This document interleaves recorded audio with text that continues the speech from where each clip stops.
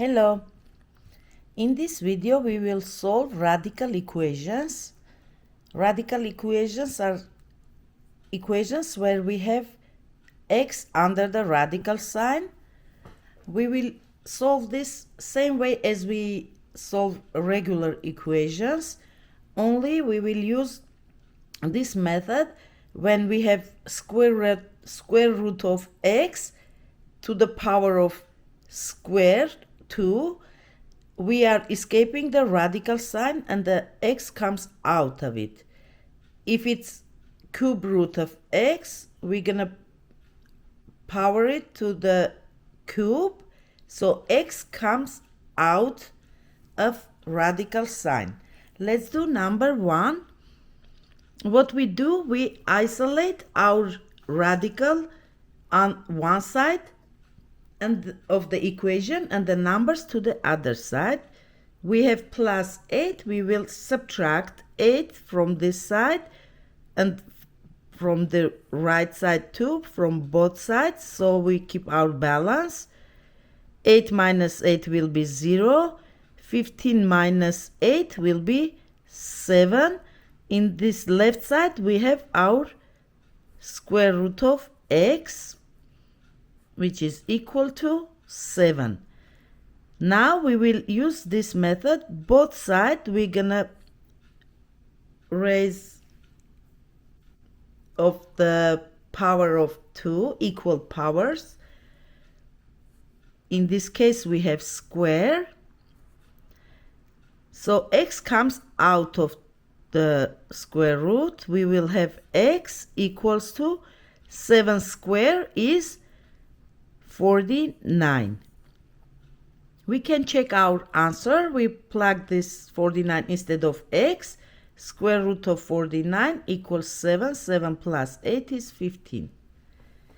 Now let's do second one. What we have here? We have square root of 2x minus 1 equals to square root of x plus 13. We have both sides, our unknowns, under the square root.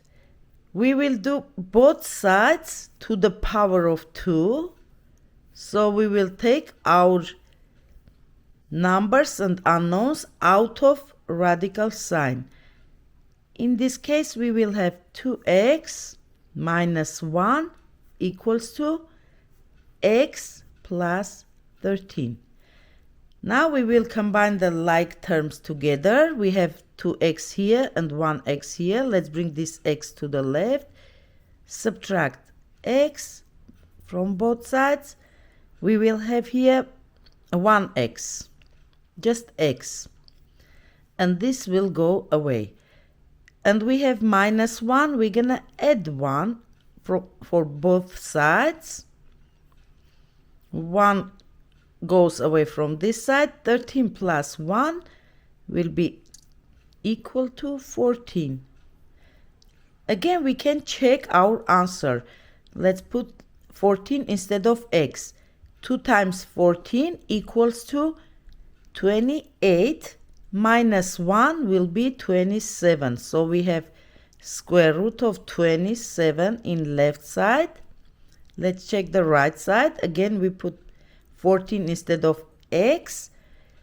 14 plus 13 will be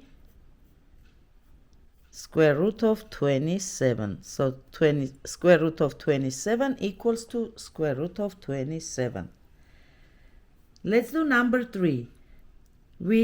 Our goal is to keep our unknown variable alone. In this case, we're going to isolate the radical on one side of the equation and the numbers to the other.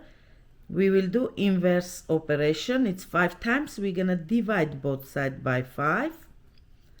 Divide by 5. 5 divided 5 is 1. We're left with square root of x minus 2 in left side, and right side 10 divided by 5 is 2. Again, we're gonna raise both sides of the equation to the power of that equals to the index of the radical. In this case, our radical index is 2 because it's square root. So we're gonna power both sides by square. Here we're gonna take x minus 2 out of the square root equals to 2 square equals 4. Plus 2 both sides.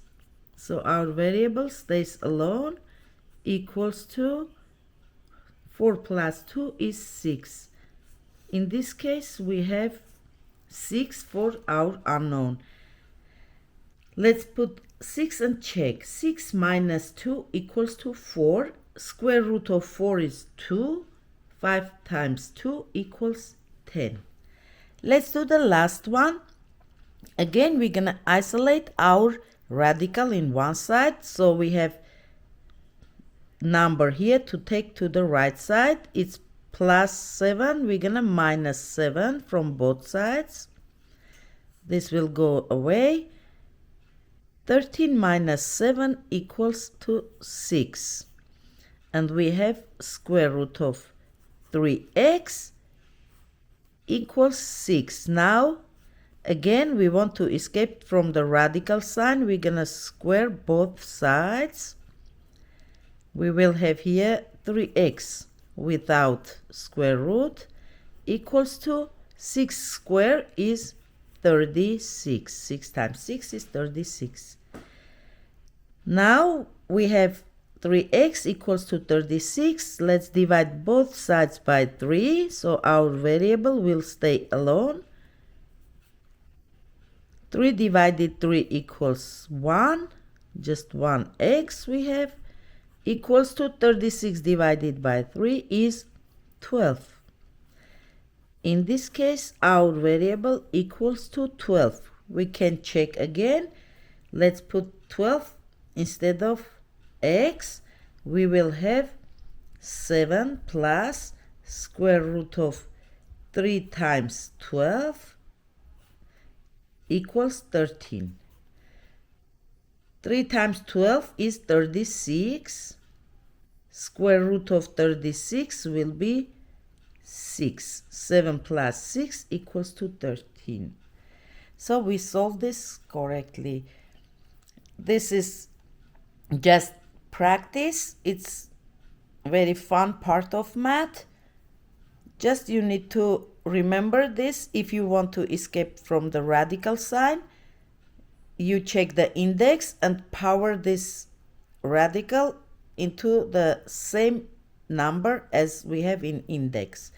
And the radical equations we solve as regular equations. Thank you for watching my videos. See you next time.